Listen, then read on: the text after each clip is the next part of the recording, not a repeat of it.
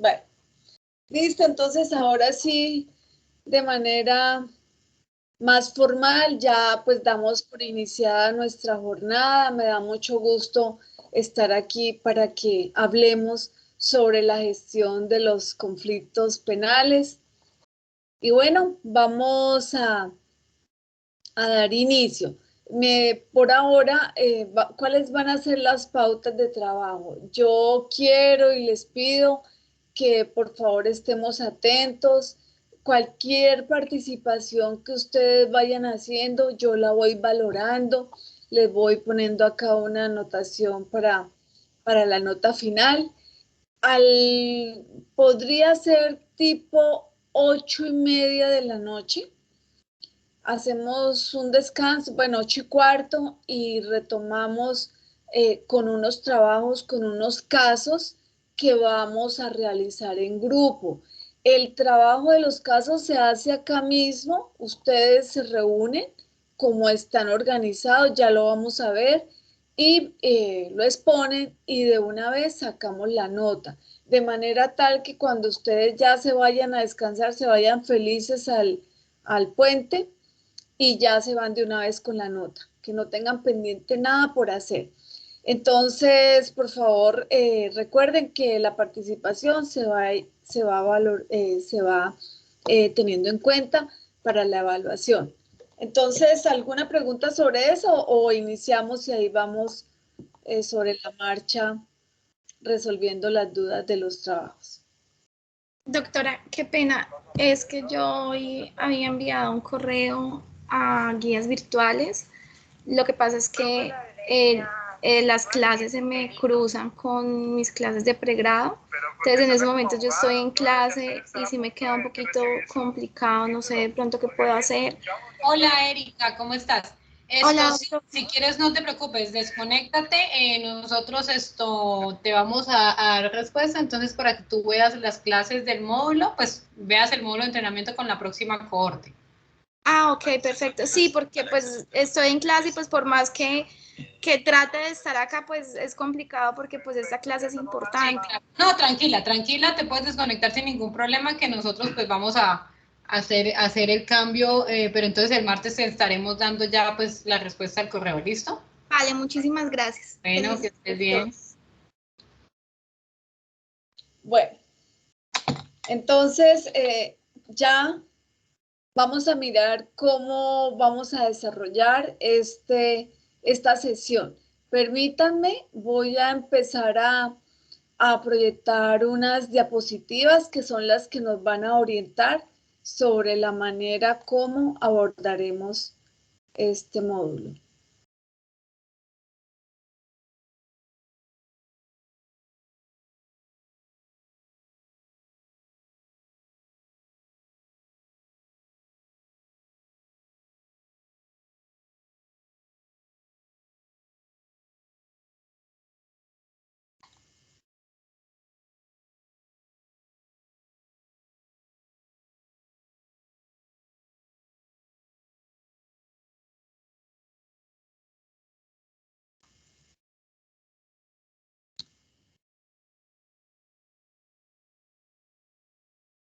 ¿Me indican, por favor, si están observando la presentación? Sí, señora, ya se ve, desarrollo del módulo. Sí, señora. Bueno, gracias. Bueno, entonces lo que ustedes observan son los 4 módulos que vamos a evacuar en el día de hoy. Dice, primero, la introducción; segundo, las tendencias contemporáneas del derecho penal.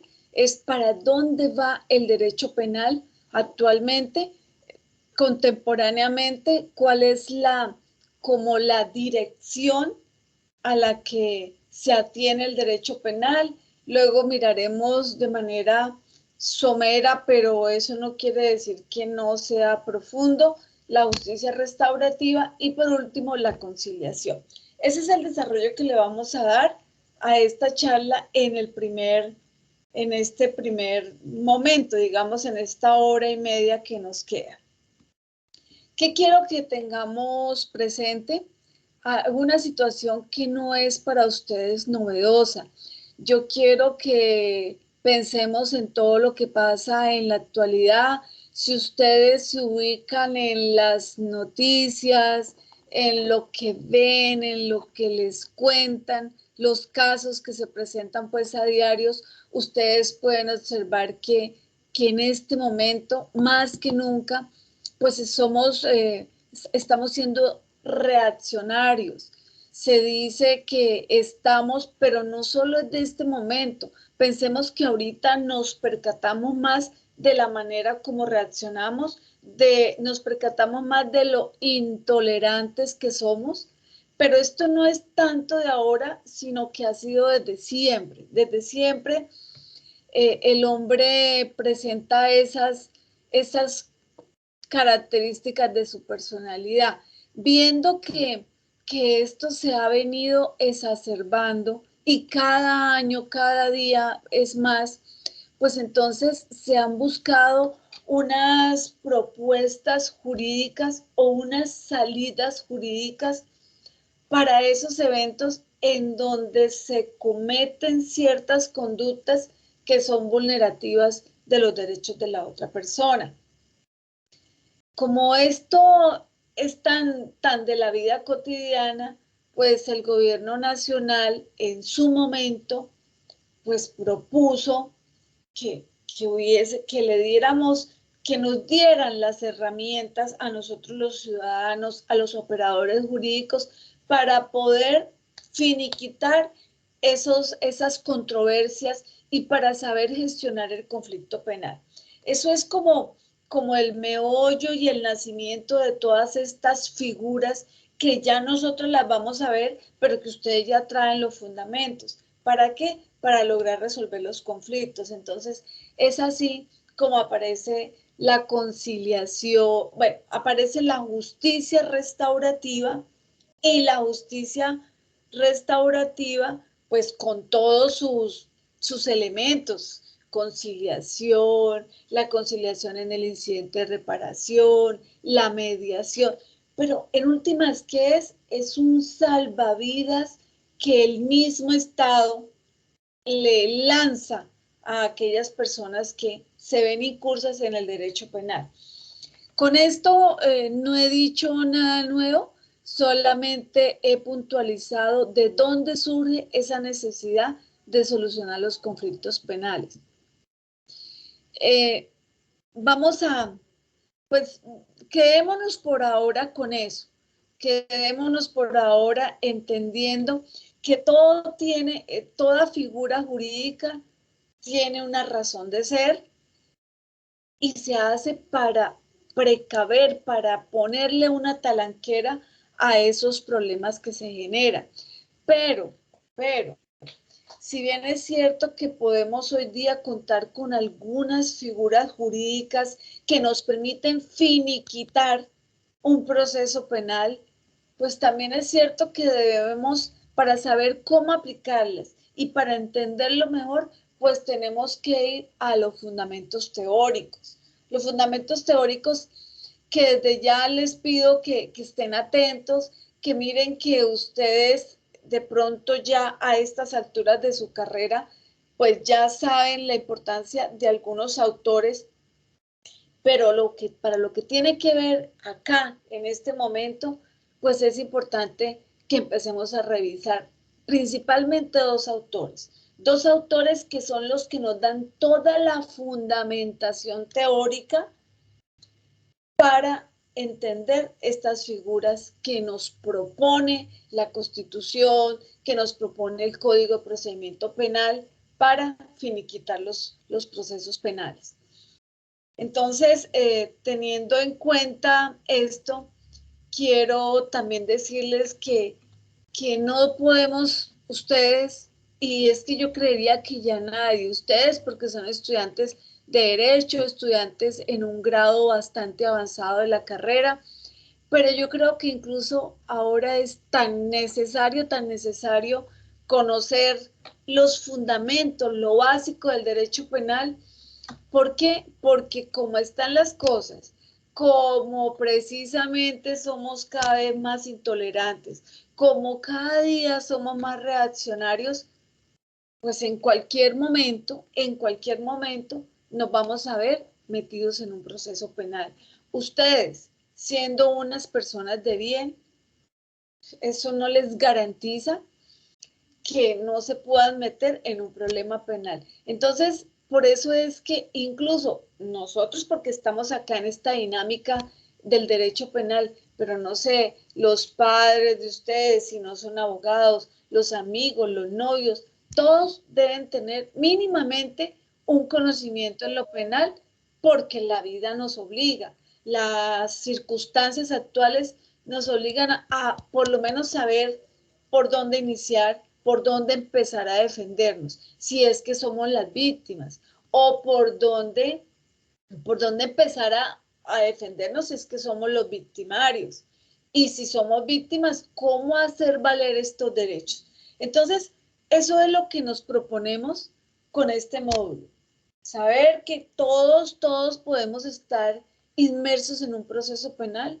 ¿Cuándo? Cuando ustedes se toman unos tragos y deciden manejar, deciden conducir, deciden coger la motocicleta, por ejemplo. Ahí podría haber estar el derecho penal presente y el derecho penal drástico.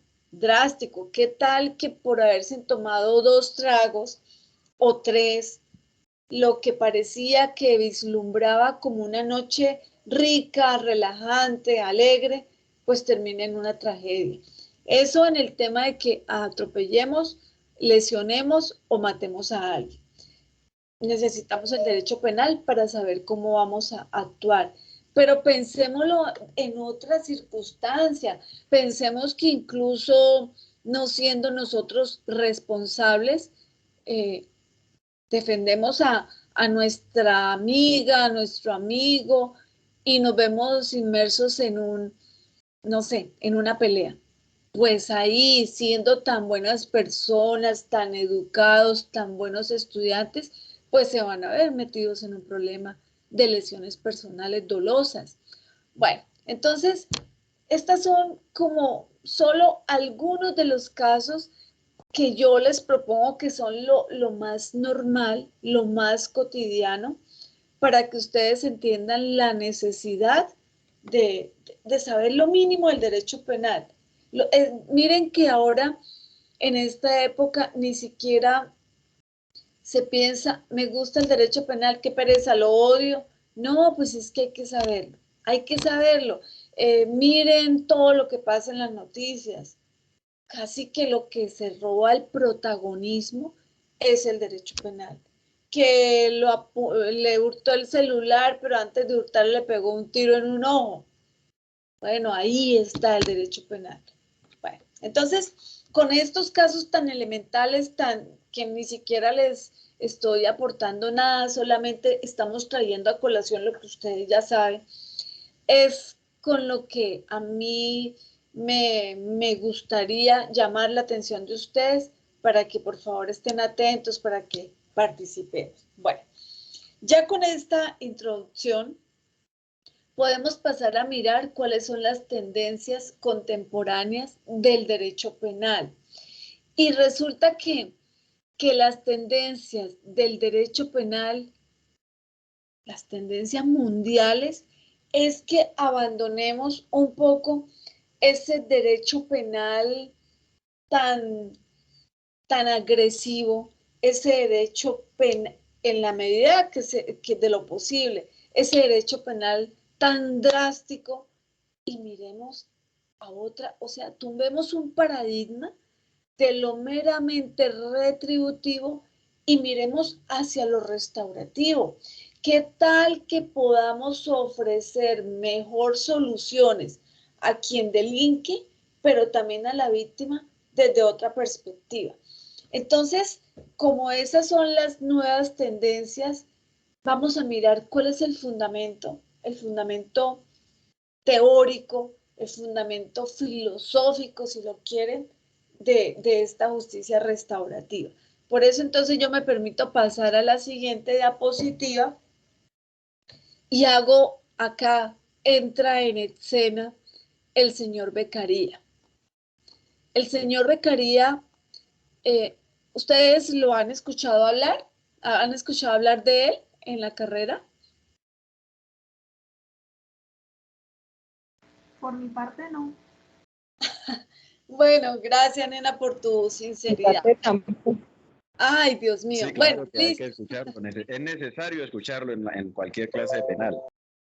Sí, bueno, listo, muchas gracias. Bueno, entonces, lo último que dicen es necesario, es súper necesario, súper necesario. Pensemos que obviamente trascendemos de esta clase, pero en adelante, los que se vayan a meter en el mundo del derecho penal, los que están en el tema de la conciliación, pues el primero que hay que conocer es a becaría. Pero miren que becaría no nos va a servir solo para esta clase, sino es que de ahora en adelante. ¿Por qué? Porque se dice que becaría es el padre del derecho penal contemporáneo.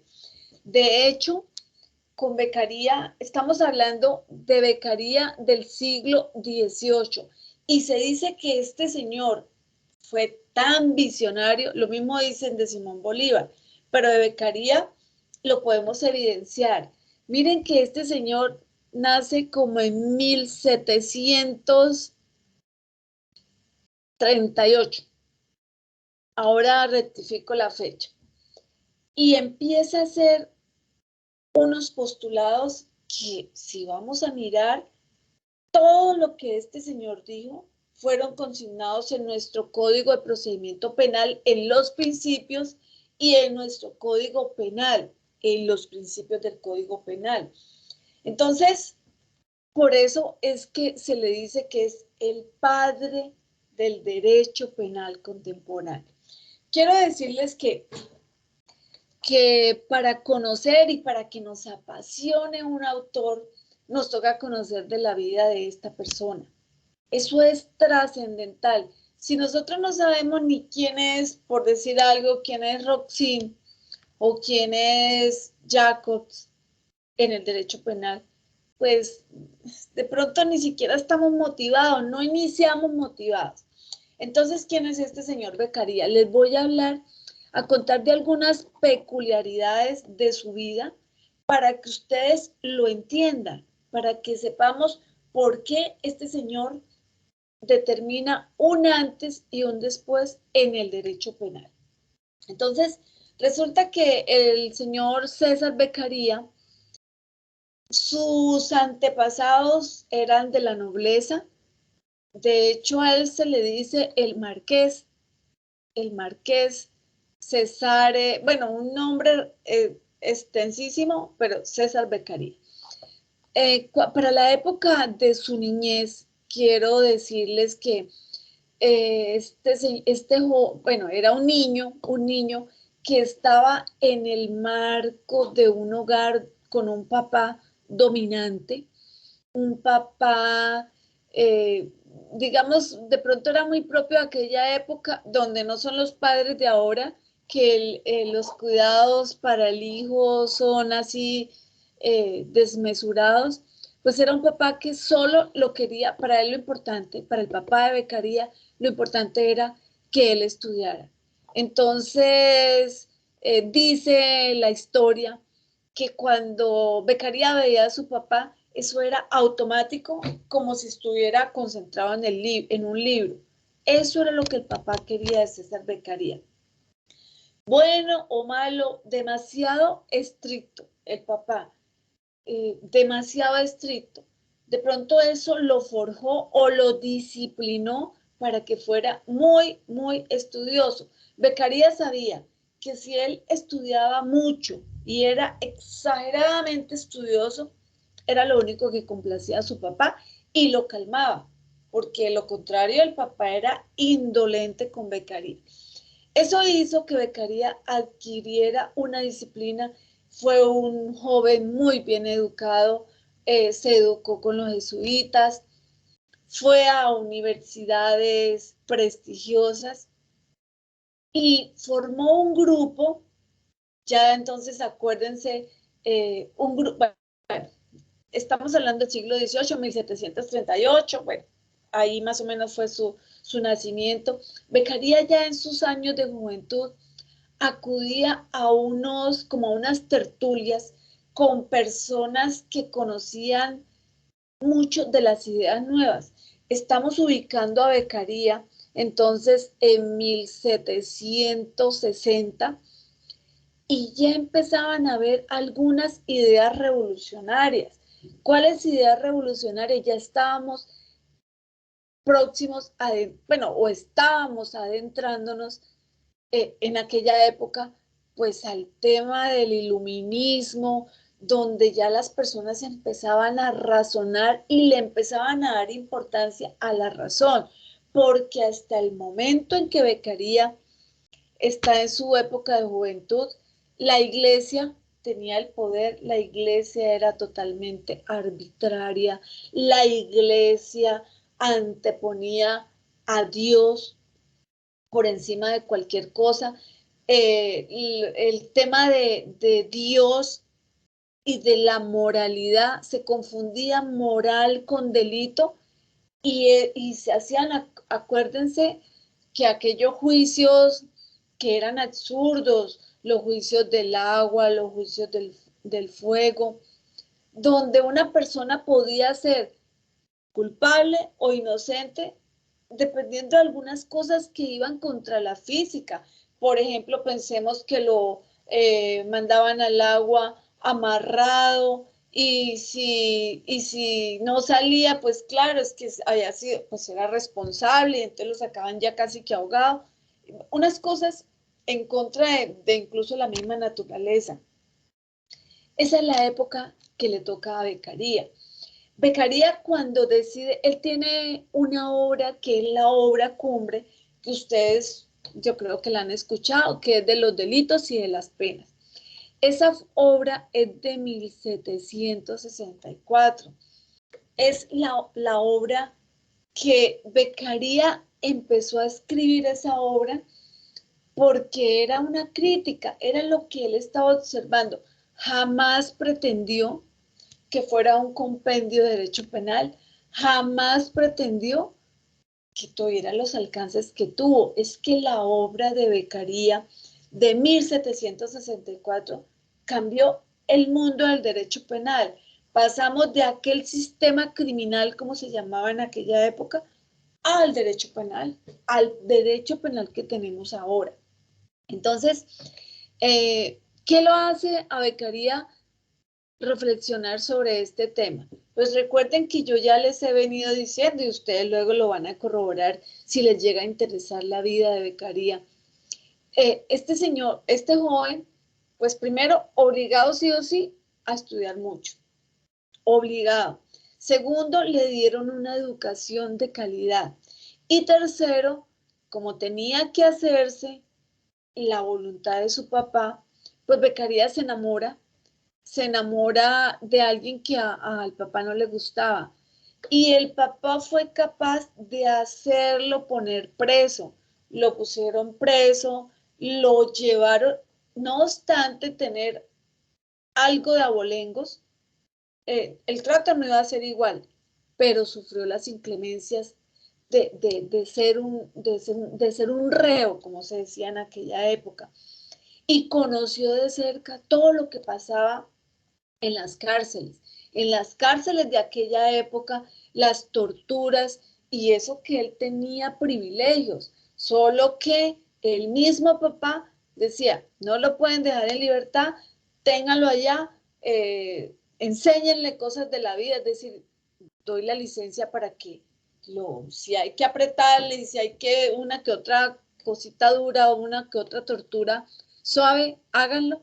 Entonces Beccaria, cuando ya empieza a tener en su cabeza esas ideas de esa revolución que se gestaba en esa época, pues empieza a decir, voy a escribir, y empieza a escribir criticando la forma en que se castigaba a las personas.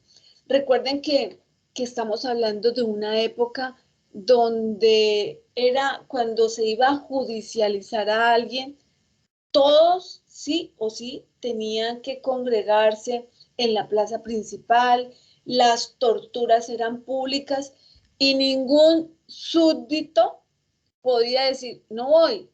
El que no acudiera a esas escenarios de crueldad, donde se les iba a quitar la vida, donde los desmembraban, los quemaban vivos, los torturaban de una manera impresionante, impresionante.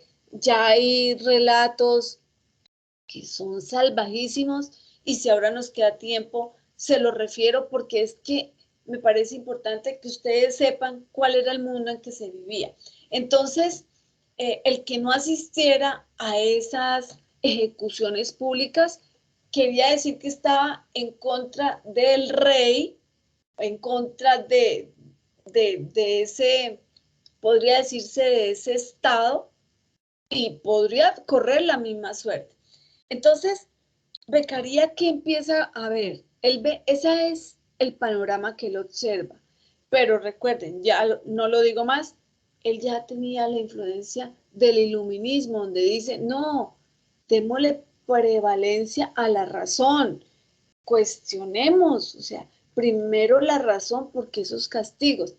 Y resulta que Beccaria para buscar la explicación, entonces se hace o se apropia y él se basa en Rousseau, en el contrato social de Rousseau. Y Beccaria empieza a criticar diciendo lo siguiente. Me aparto un poco y les cuento la historia. Resulta que las personas que nos precedieron, aquel hombre libre, aquel hombre salvaje de hace muchos años, pues, ¿por qué se tenía que preocupar? Se preocupaba por la comida, se preocupaba por cazar, comerse la carne y por las pieles, que era pues lo que los protegía de las inclemencias de los tiempos. Esa era la única preocupación del hombre. En la medida en que el hombre se va reproduciendo, se van agrandando esos grupos, empiezan a haber problemas porque un grupo le roba la carne al otro, un grupo le roba las pieles al otro y ahí empiezan los problemas. Se llega el momento, con el pasar de los años y de los siglos, podría decirse, pues entonces el hombre empieza a ver que necesita hacer algo para que alguien diferente, un tercero, le garantice esos derechos. Ahí esa es la explicación tipo cuento del contrato social, donde los hombres se unen y le entregan una porción, cada uno entrega una porción de esa libertad. Antes eran totalmente libres, lo importante era suplir sus necesidades básicas y ya. Pero cuando empieza el hombre a ser tan retaliador, tan vengativo, a querer tener más y a manejar un concepto de patrimonio, pues se hace necesario como decirle, Estado, usted es una persona ficticia, nosotros cedemos parte de nuestra libertad, no vamos a hacer lo que se nos antoja para que usted, Estado, nos proteja el patrimonio y nos proteja a nosotros. Pues así es como nace el Estado. Y esa es la propuesta de Rousseau. Beccaria, ¿qué hace? Beccaria toma a Rousseau, que era uno de las guías que él tenía, toma a Rousseau y dice, bueno, ahora, dice Beccaria, si esto es así y estos hombres le cedieron parte de la libertad al Estado, se pregunta Beccaria, ¿a cuenta de qué el Estado los mata, así como lo está matando?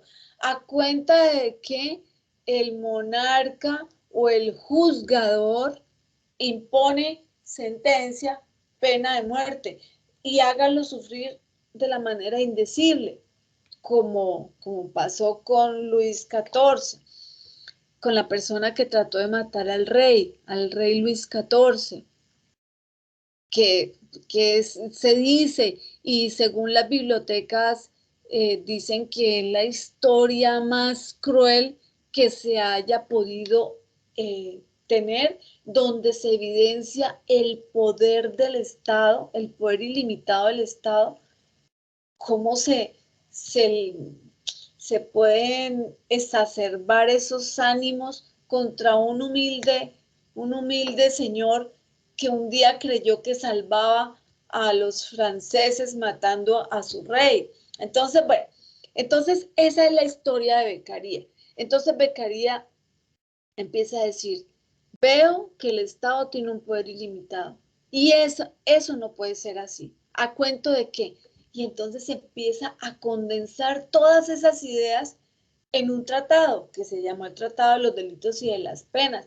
Pero ¿qué les digo tratado? Tratado es una palabra demasiado grande.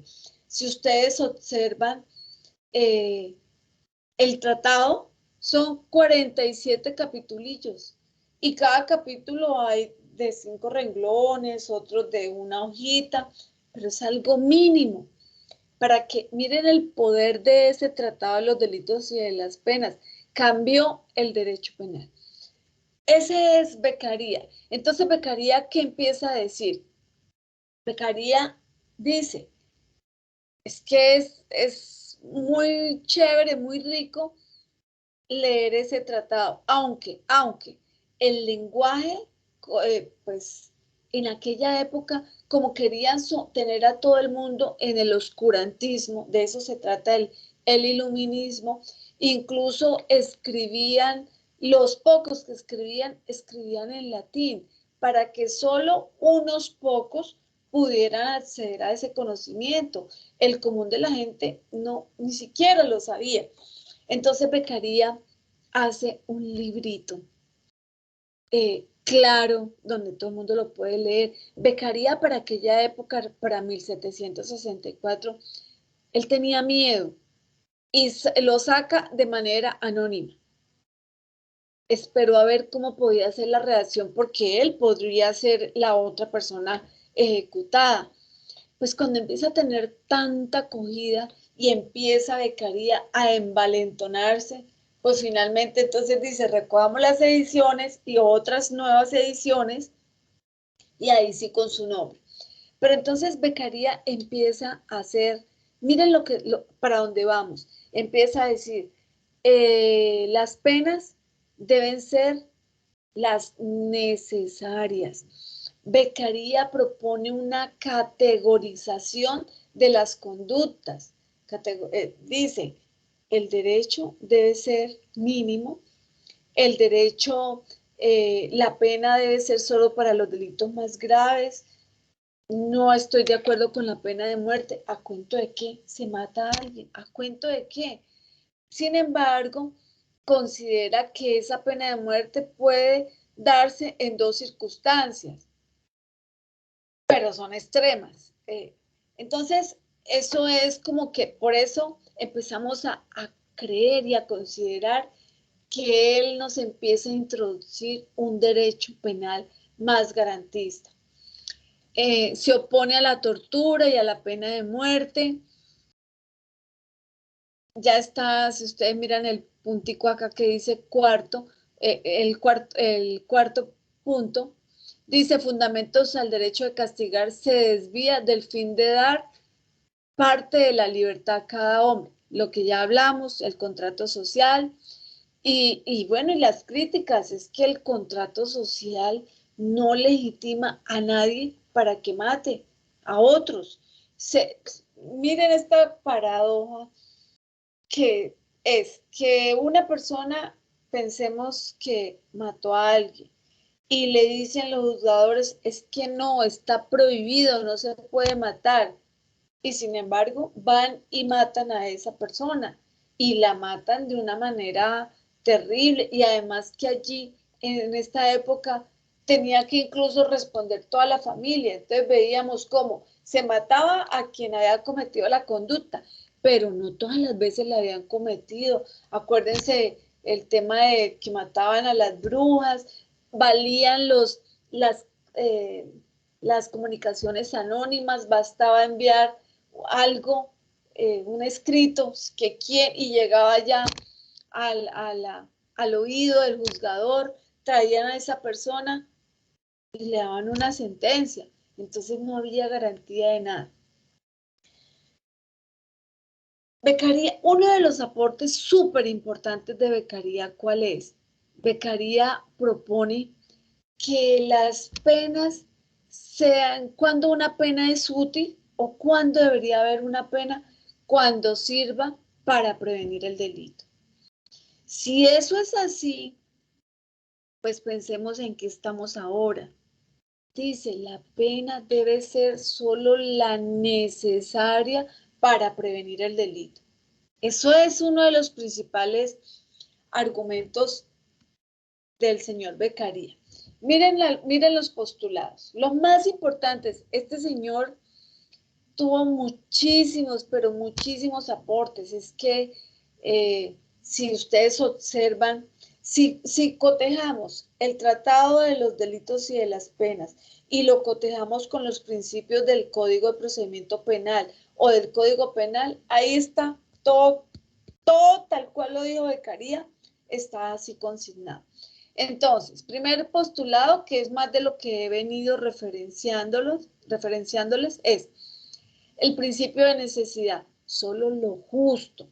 ¿Qué dice él? Él dice, la educación, la propuesta de él desde aquella época, hace 2 siglos y medio, es lo que sirve para prevenir los delitos en la educación. Él nos trae a colación un caso donde dice, bueno, pensemos si una persona roba, porque así lo dice, no hurta, si una persona roba por hambre, ¿de qué le sirve a este señor una pena? El que roba por hambre. Dice él, podrá cumplir una pena que no sabemos si sea alta o baja, porque no había un código. Precisamente, este siglo XVIII es riquísimo culturalmente, porque también empezamos a hablar del enciclopedismo. Recuerden que el enciclopedismo es como una teoría donde dicen, tengamos un libro, como un libro gordo de petete, un libro donde ahí esté todo escrito. Para la época no había nada escrito y el juzgador tomaba las decisiones con base en su personalidad y en su estado de ánimo.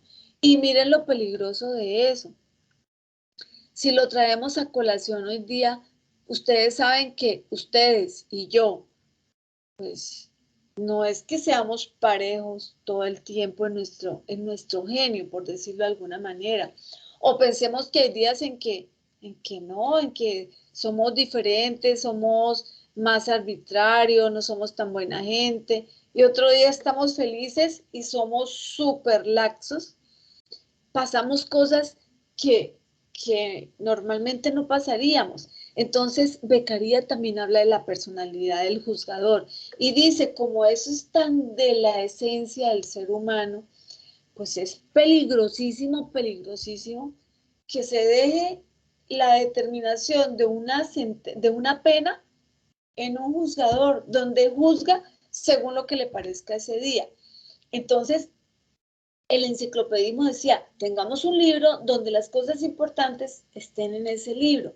Beccaria empieza a proponer lo que nosotros ahora llamamos códigos. Habla de un principio de legalidad, propone que las leyes sean claras, que la gente las conozca, que sepan a qué atenerse. Y si eso es así, yo les quiero preguntar, ¿ustedes consideran que hoy día todo el mundo, así hayan códigos, conocen la ley?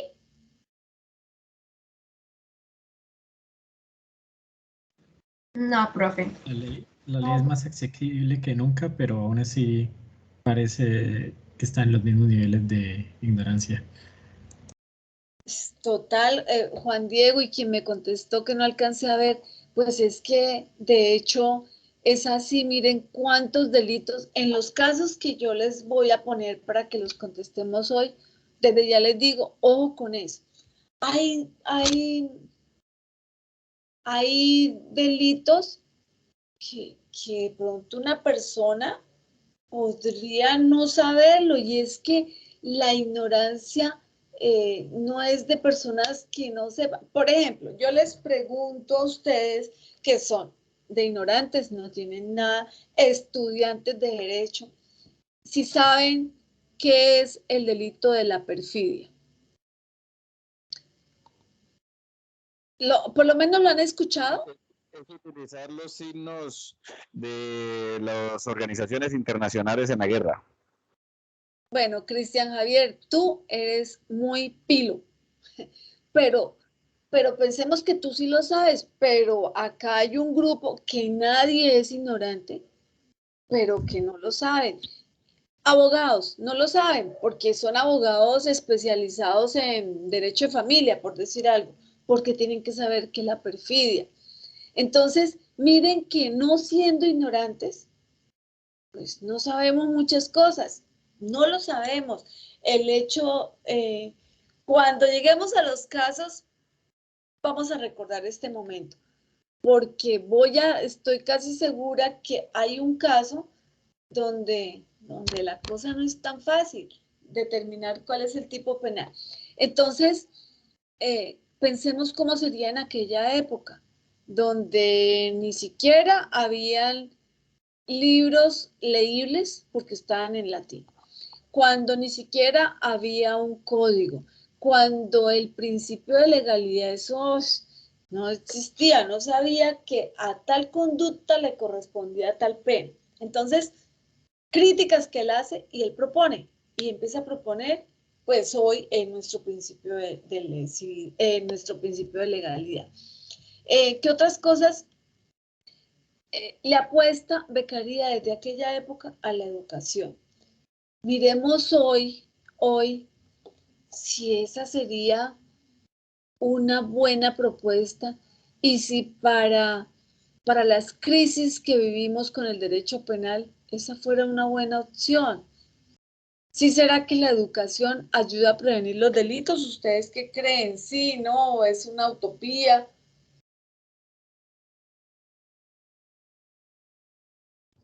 De pronto antes sí, doctora, pero ya hoy el delincuente incluso saca cuentas para cometer el delito. Por ejemplo, los delitos de cuello blanco, el corrupto dice, me robo tanto, negocio tanto y me quedo con tanto.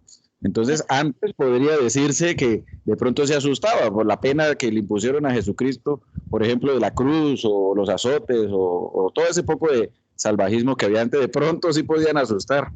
Pero hoy de pronto ya el derecho penal, incluso esas son las reflexiones actuales sobre la función de la pena y el fin de la pena, si de verdad vale todavía hablar de derecho penal para todo lo que lo estamos metiendo, o si de pronto ya debemos mirar hacia otros escenarios, porque parece ser, y hay una corriente que yo creo que es la acertada, el derecho penal, el delincuente le está perdiendo miedo al derecho penal, sea por desconocimiento o sea porque lo está conociendo muy bien. Bueno, gracias, Cristian Javier. Yo ahora más adelante de pronto te refuto un poquito, pero con un argumento que vamos a ver. Perdón, ¿quién más tenía la palabra? Sí, doctora Rocío. Doctora, yo pensaría con un ejemplo muy concreto, por ejemplo, el conocimiento que tiene la sociedad en general del nuevo tipo penal del feminicidio. De alguna manera hay una proliferación de ese conocimiento y que hay un endurecimiento de la pena y sin embargo se ha incrementado el feminicidio en Colombia, yo diría que en todo el mundo. Entonces, no sé, para mí sería cuestionable el conocimiento del delito porque siento que no lo está previniendo. Rocío del Pilar, pero por ejemplo, como Beccaria y Cristian Javier, Beccaria dice, apuntémosle a la educación, no sé, esta educación temprana, ¿qué tal donde en estos delitos, no sé, una cátedra, los valores, el niño, la escuela, no sé si de pronto eso metiéndole toda la ficha a la educación, de pronto, acuérdense algo que podría ser una retórica, pero eduquemos al niño para no corregir al adulto. Cristian Javier. Claro, doctora, pero bueno, ya ese es otro escenario. Incluso hace poco, hace 2 días, el empresario colombiano, uno de los más ricos, Besudo, salió hablando sobre precisamente eso. Su nieto decía públicamente que había adulterado unos tarjetones. Y seguramente el muchacho, cuando salió diciendo eso, que había adulterado unos tarjetones, desconocía que eso era un delito. Salió el abuelo a decir, mire, qué tristeza, pero eso que le pasa a mi nieto es producto del sistema de educación, que ya no se ve religión, ya no se ve ética y valores, ya no se ven ciertas materias que se veían antes, y por eso qué tristeza que mi nieto necesite también ser educado. Y esa es una reflexión que bueno, va más que lo penal, creería que se iría a lo sociológico, porque efectivamente, si todos estuvieran educados o todos pudieran acceder a la educación, creo que no harían necesidad ni siquiera del derecho penal. Pero perdón, mira, Cristian Javier y grupo, ustedes recuerdan, eso fue hace como 2 años, donde pues por el aumento de delitos cometidos por estas personas educadas en las universidades de los Andes, entonces en las universidades más prestigiosas. ¿Qué pasó con esto? Las universidades se reunieron y dijeron, bueno, ¿qué está pasando? ¿Por qué estas personas que no han sido marginadas en ningún momento, que pertenecen a un sector exclusivo, que han tenido una educación excelsa, pero ¿qué está pasando? O sea, el problema de verdad es la educación. ¿Qué estamos haciendo? Y eso fue yo me acuerdo que yo acudía a esas reuniones, un llamado de atención a las universidades, porque ¿qué estamos haciendo? ¿Será que los estamos volviendo más competitivos? Sobre todo en esas universidades que los semestres son muy, muy, muy costosos y por ende, pues la mayoría de personas que ingresan, pues sus padres son de un poder económico alto. ¿Y será que los estamos volviendo más competitivos? ¿Y será que la universidad, hablando de la educación superior, se olvidó, le preocupó más el conocimiento, la rivalidad? Uy, fulanito se ubicó en tal puesto, sultanito en tal, y se olvidó de enseñar aquellos valores. Y eso que ya de universidad, pero ¿qué tal desde más chiquitos? Y fue un cuestionamiento que se hizo a las universidades. De hecho, hace poco acudimos a unas reuniones de unas personas que muy conocedoras y expertas en el tema, y la invitación era: ustedes, docentes universitarios, dejen un poquito de lado el tema del conocimiento, de acá venimos a aprender derecho penal, acá derecho administrativo, y acérquense más al estudiante, conozcan más al estudiante, porque eso, incluso unas experiencias, unos acercamientos al estudiante, de pronto puede redundar de mejor manera que ir a hablar de las normas del código, porque eso de pronto lo pueden aprender más adelante, lo perfeccionan más adelante, pero por ahora en formación, preocúpense también por el estudiante. De pronto eso podría llegar a cambiar un poco el panorama. Es lo que propone Beccaria. Beccaria le apunta a la educación, le apunta a categorizar los delitos, la propuesta, y por eso estamos hablando de él hoy, porque él nos fundamenta todas estas figuras de la conciliación, penas para los delitos más graves, llevado a nuestro punto importante. Pues si el delito no causó daño en un bien jurídicamente tutelado, irremediable, y puede ser reparado, un daño en bien ajeno, que es un delito, es un delito. Pero si esta víctima, si la persona que delinque viene y repara y le devuelve, ¿por qué lo vamos a seguir persiguiendo con el derecho penal? Esa es la propuesta. Esa es la propuesta hecha allí de Beccaria, ¿no? De hace 2 siglos y medio. Entonces, perdón, acá me devuelvo a la diapositiva. Bueno, derecho penal rápido, necesario y mínimo. Beccaria dice, pero todo lo contrario a lo que tenemos. El derecho penal debe ser rápido.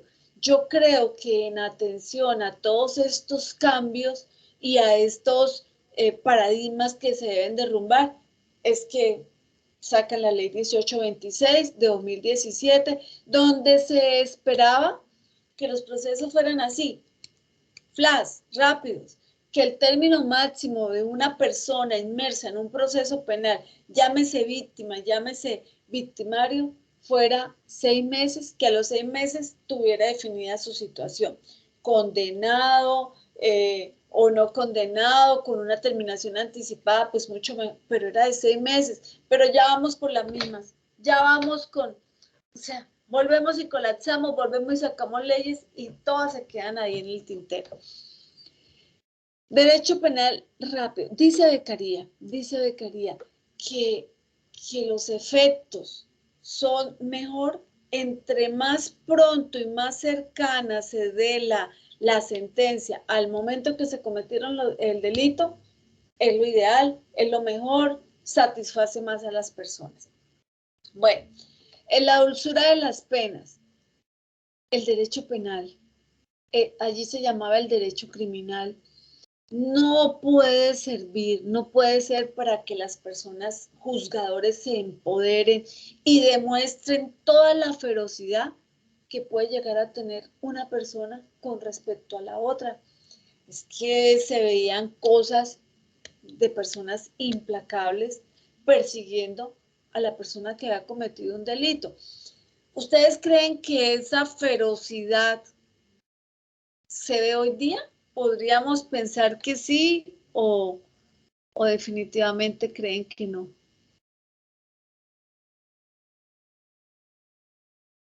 No sé cuántas personas, Laura Rocío Borges está presente.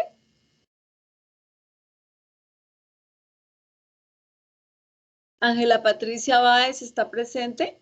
¿Me podrías repetir, porfis, la pregunta? Sí, claro que sí. Que estamos diciendo que Beccaria habla de las dulzuras de las penas, que una pena no puede ser la representación de la ferocidad de un juzgador contra un individuo que ha delinquido, que para eso no tiene que servir.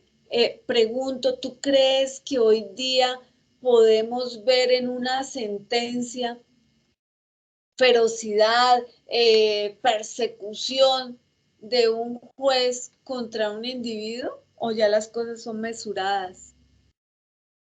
No, pues ya han venido mejorando, pero sí hemos visto que en ocasiones sí se ve esa ferocidad por parte de los jueces. Ya ahorita casi no, pero sí las han habido.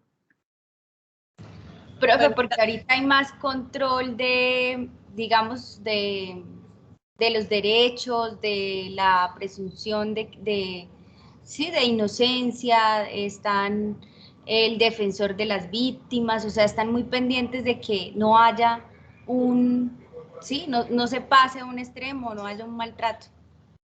Bueno, listo, gracias por sus aportes. Ya vamos a mirar, esto ya, ¿qué pasa con eso? Listo. Bueno, resulta que lo que ustedes dicen es cierto. Esto es en rasgos generales lo que Beccaria nos propone. Ahí seguiríamos hablando y hablando de Beccaria porque pues incluso Beccaria da para mucho y miren lo importante que es. Cuando Beccaria saca este tratado, él jamás imaginó que él con esto iba a cambiar el mundo del derecho penal, en el mundo. Eso empezó cuando menos se esperaba. Los jueces, los juzgadores, empezaron a tener el libro de los tratados de los delitos y de las penas como guía para tomar decisiones. Y eso trascendió y llegó pues igual a las Américas y pues a nosotros. Entonces, ese es el primer referente que tenemos. Yo lo que les quiero decir es que todo lo que tenemos, vuelvo y repito, lo que tenemos ahora y lo que vamos a hablar ahorita en justicia restaurativa, en las salidas alternas a la solución del conflicto, terminaciones anticipadas, todo esto, este señor es el primero. Resulta que en el derecho penal, bueno, yo hablo en general en el derecho, pero hablo del derecho penal porque pues es más o menos lo que conozco. En el derecho penal nada es totalmente nuevo, nada.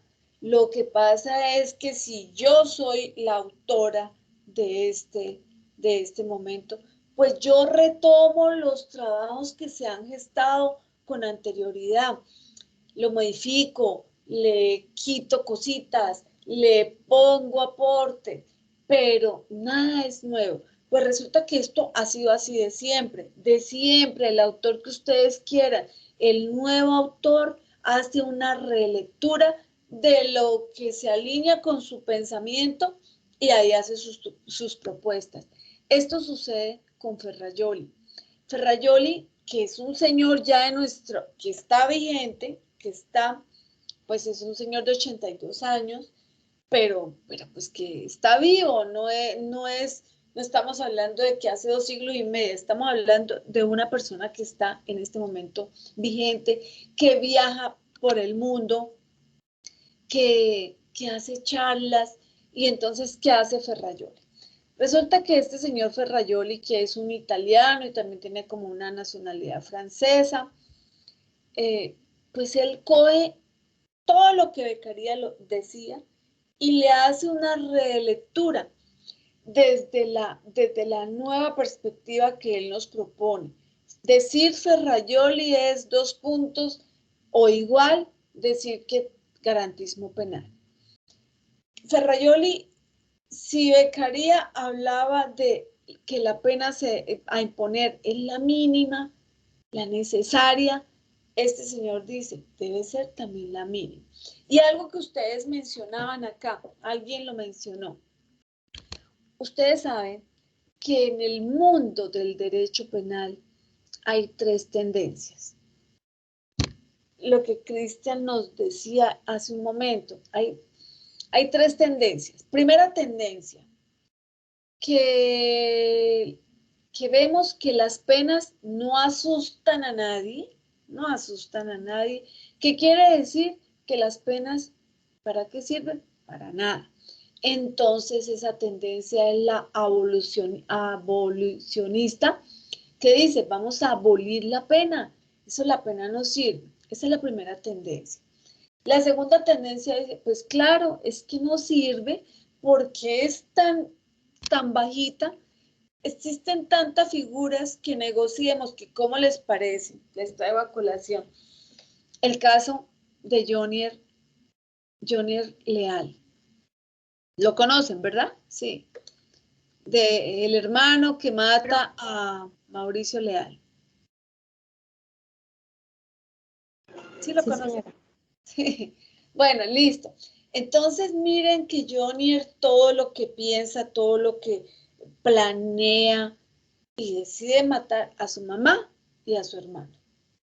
A su mamá, no sabemos por qué, a su hermano por envidia, porque de niño la mamá se encargó de sobrevalorar a Mauricio Leal, el peluquero de las famosas, y de pronto siempre fue la comparación de los dos y entonces podría decirse que creó una rivalidad de Jonier contra su hermano. Bueno, eso, digamos, esos temas es como para contextualizar.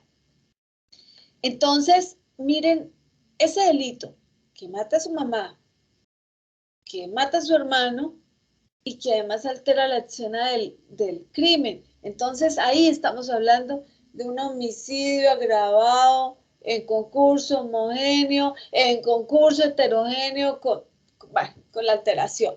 Listo. A este señor ya sabemos que le correspondería 58 años de prisión. 58, dijo la fiscalía. Pero con todas estas rebajas que se acogió temprano a a los cargos, entonces que preacordó y que entrará a estudiar me imagino yo a trabajar allá peluqueando a todo el mundo en el centro penitenciario, y entre una cosa y otra, y que luego sigue la libertad condicional. ¿Cuánto le va a esperar a Johnny después de haber matado a su mamá, a su hermano y alterar la escena y los elementos materiales probatorios? 15 años. Entonces, ¿qué dice? ¿Por qué menciono el caso? Porque estamos hablando de las tres corrientes que hay. Abolicionismo. Nada, estas penas no sirven para nada, vamos a quitar las penas. Segunda corriente. No sirve para nada porque es que las penas son muy bajitas. Con todas estas arandelas, mire cómo un delincuente viene a responderle a la justicia con 15 años con semejantes delitos. Entonces, ¿qué propone? Pues vamos a elevar las penas para que cojan miedo y no cometan los delitos. Y está la corriente que dice que es de Ferrajoli, que es la corriente que defiende Ferrajoli, que habla de un reduccionismo penal. No.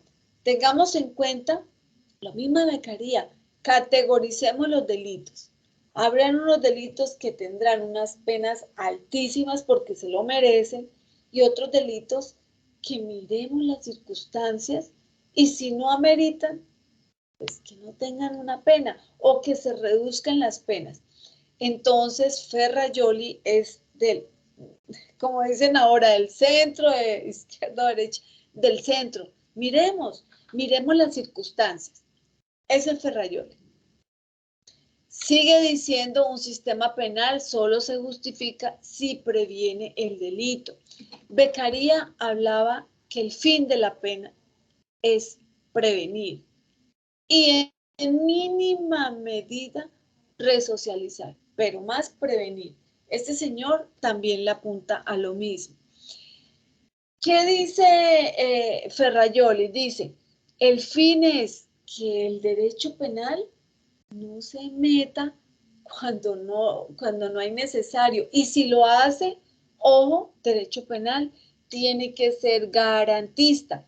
Esa es, si se pudiera decir, perdón, déjenme decirlo de esa manera, como el eslogan de Ferrajoli, el garantismo penal.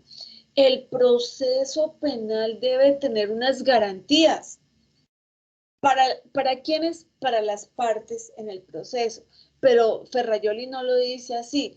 Ferrajoli habla del derecho, el derecho está para proteger al más débil. Y ahí nosotros pensaríamos que Ferrajoli está hablando de la víctima.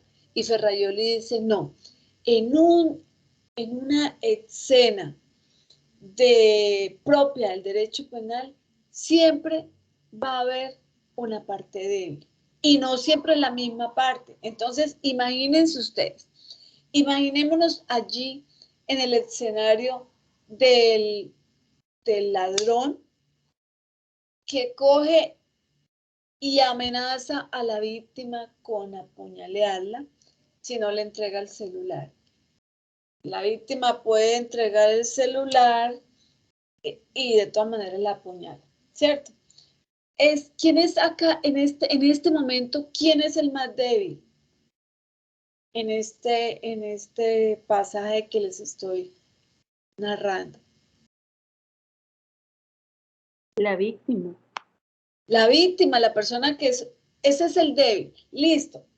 Seguimos. Acuérdense que estoy hablando de esto porque Ferrajoli dice que el derecho penal está para proteger al más débil. Entonces aquí lo entenderíamos.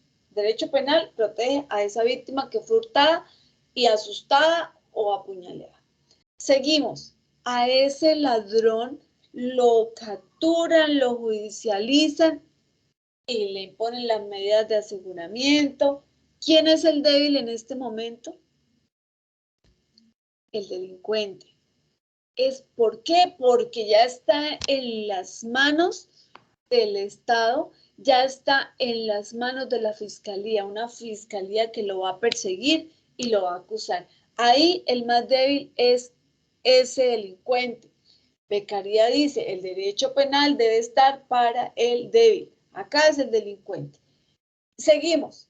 Esta persona es sentenciada y enviada a ejecutar su pena en un centro penitenciario y carcelario.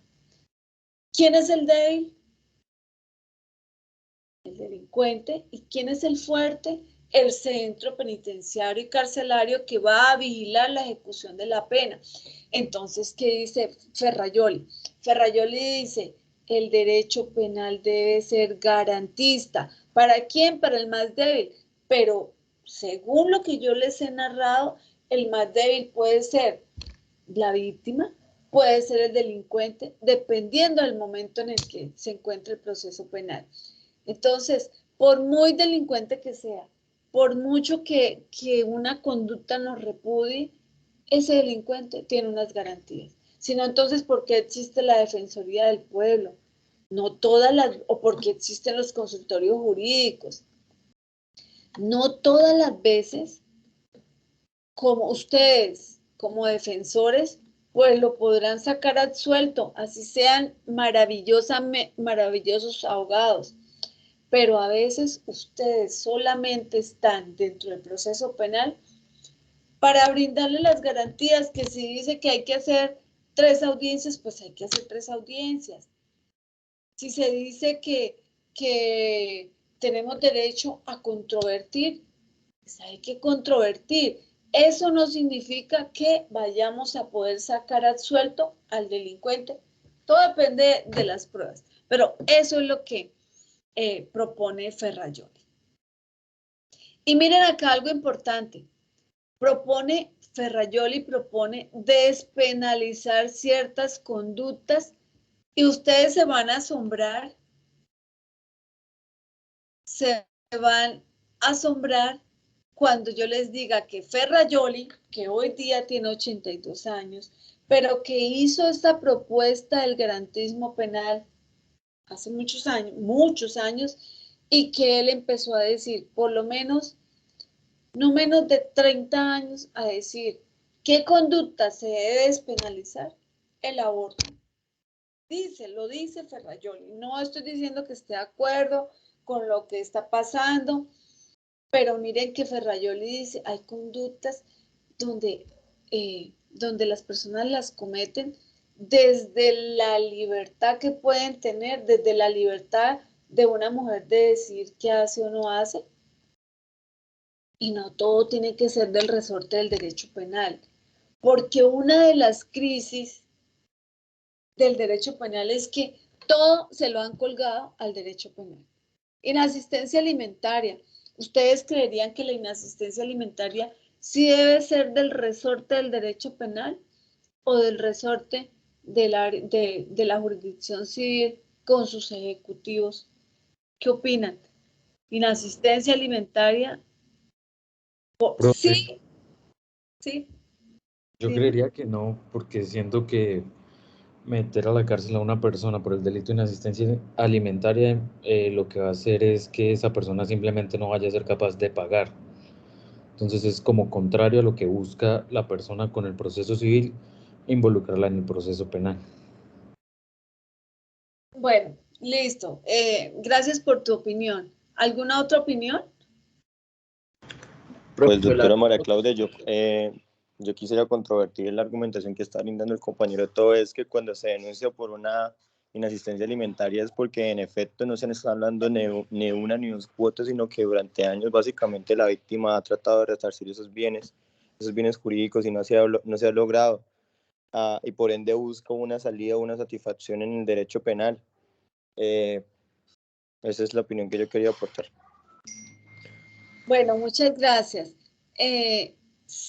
Bueno, es que miren una respuesta que me pareció bastante válida. A ver, lo que pasa, quiero decirles, no es que no esté de acuerdo, no, acá los escucho y aprendo de ustedes, pero miren, por qué el derecho penal, de pronto algunas personas, escucha uno a las señoras que dicen, no, es que el derecho penal, al menos el tema llega una citación de la fiscalía, los asusta enormemente. Pensemos que si nos vamos a la jurisdicción civil y este individuo, por irresponsable, no tiene nada, ni siquiera una moto, la cosa se queda así. Y eso no es problema de él, pero la señora, la mamá de esos menores, tenga o no tenga, no los puede dejar morir de hambre.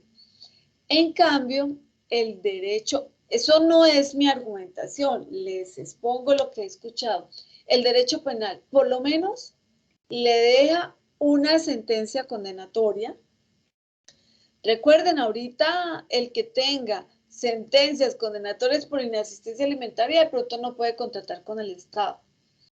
El derecho penal le deja una sentencia, le va a dar un tiempecito, le dan un subrogado.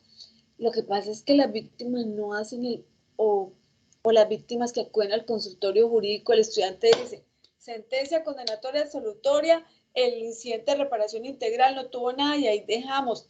Pero el derecho penal da otras herramientas, dice, ojo, si es que a ese individuo le dieron el subrogado para que se pudiera poner al día con esos menores, como para no dejar desamparados esos menores.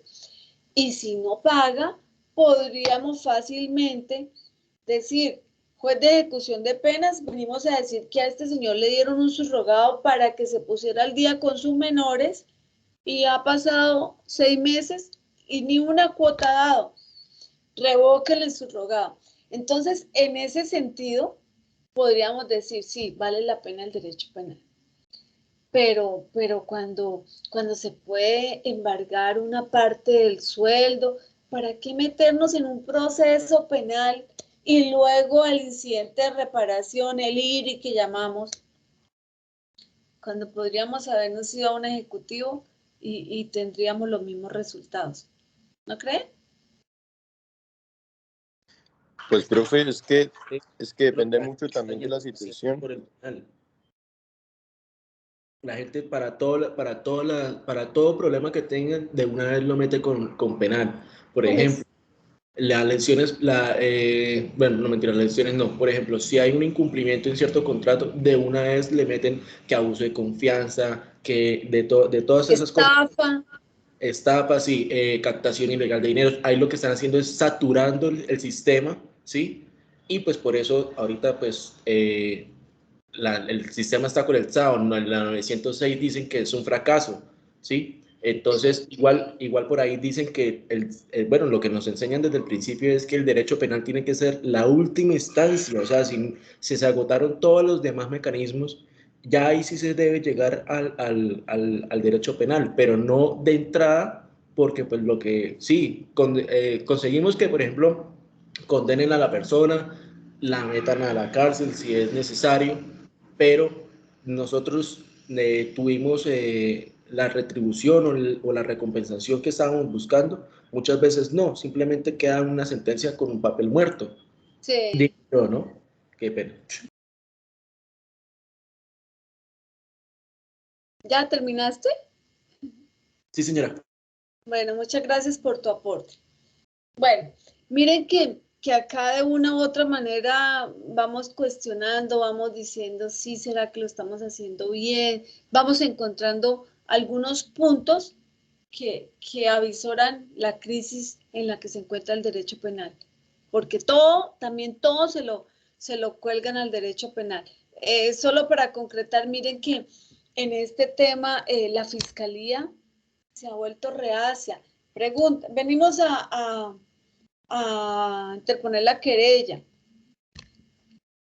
¿Y cómo son los hechos? No, pues es que yo hice este contrato y resulta que el señor me quedó de dar tanto y no me dio y me estafó. Y la Fiscalía ahora se ha vuelto que si hay un contrato de por medio, dice no le voy a recibir, vaya que le resuelvan allá en la jurisdicción civil.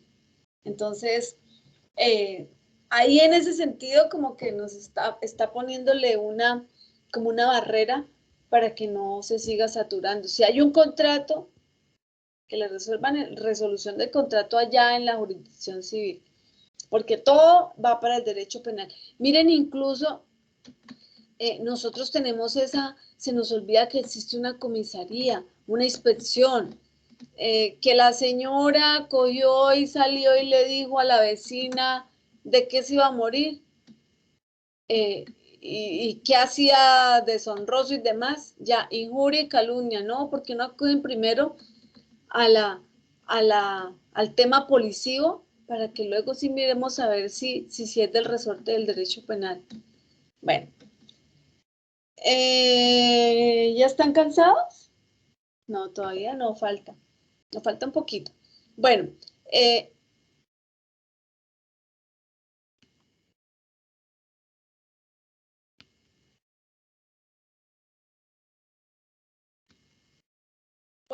entonces seguimos con Ferrajoli. La pena debe ser útil para las dos partes. Miren, acá nos están abriendo ya, así, claramente, cabida a la conciliación. La pena debe ser útil para las dos partes. Esto es para la sociedad. Bueno, ahora lo vamos a ver. Listo. Se debe tutelar tanto al ofendido por el delito como también al delincuente, y el derecho penal debe prevenirse o debe aplicar penas que no sean arbitrarias ni desproporcionadas. Principio de proporcionalidad, principio de lesividad. Para Ferrajoli, el sistema penal encuentra razón de ser si lo que puede prevenir es más o superior a las consecuencias. Miremos, acá les quiero traer un caso a colación, que es puro Ferrajoli, y que en últimas Ferrajoli, ¿a qué le está apuntando? A todas estas causales de principio de oportunidad. Miren es el siguiente caso para que evidenciemos esto de Ferrajoli. Resulta que nos vamos esto es de verdad vivido. Resulta que el señor es taxista, golpea, llega a las 12 de la noche, 12:05, dice la carpeta, a la casa, y está su esposa, y entonces el señor llega con unos tragos y le dice, llega haciendo bulla, y ella le dice, deje de dormir. Y entonces le dice, ¿qué de dormir? Mejor párese a calentar la comida. Y la señora, pues yo les estoy diciendo, no les estoy diciendo las palabrotas que se dicen. Y entonces ella le dice, ¿cómo? Y además de todo lo mandan sin comida, porque no le dijo a la moza que al menos lo mandara comido. Total, él reacciona, él le tira un puño, ella le empieza a tirar unas cacerolas, se levantan los hijos, los dos niños, empiezan a llorar, ella grita, él se le lanza. Bueno, entonces imagínense ahí como ese cuadro. La vecina, que nunca falta y que escucha todo, entonces llama a la policía, y viene policía judicial, lo capturan en flagrancia y listo, lo capturan esa noche, y al otro día, 10 de la mañana, van a hacer la audiencia de legalización de captura, de formulación de imputación y de solicitud de medida de aseguramiento. Llega la fiscalía y le dice, bueno, entonces hace todo, legaliza la captura, sí, legal, formula la imputación, y ya para sustentar la medida de aseguramiento, la fiscalía pide que lo lleven para el centro penitenciario y carcelario en detención preventiva. ¿Qué se dice por parte de la defensa? Entonces, la defensa y la fiscalía dice, señor juez, ¿qué podemos esperar de este individuo que es capaz de pegarle a la mamá de sus propios hijos? Este individuo es un peligro para la sociedad. Yo no discuto si sí o no, pues pensaría que sí. Bueno, entonces el juez dice, ya la señora fiscal se despacha y dice que es lo peor de lo peor, listo, entonces le corren traslado a la defensa. Resulta que la defensa, acá, hay que mirar si lo que puede prevenir es más o es superior a las consecuencias. Acá incluso no estamos hablando de penas, estamos hablando de apenas un proceso que está iniciando. Pero ¿qué se dice? Señor juez, conoce y empieza el abogado defensor a mirar de dónde se pega para decir, porque el código dice, no se podrá sustituir la detención preventiva en centro carcelario. Ay, perdón.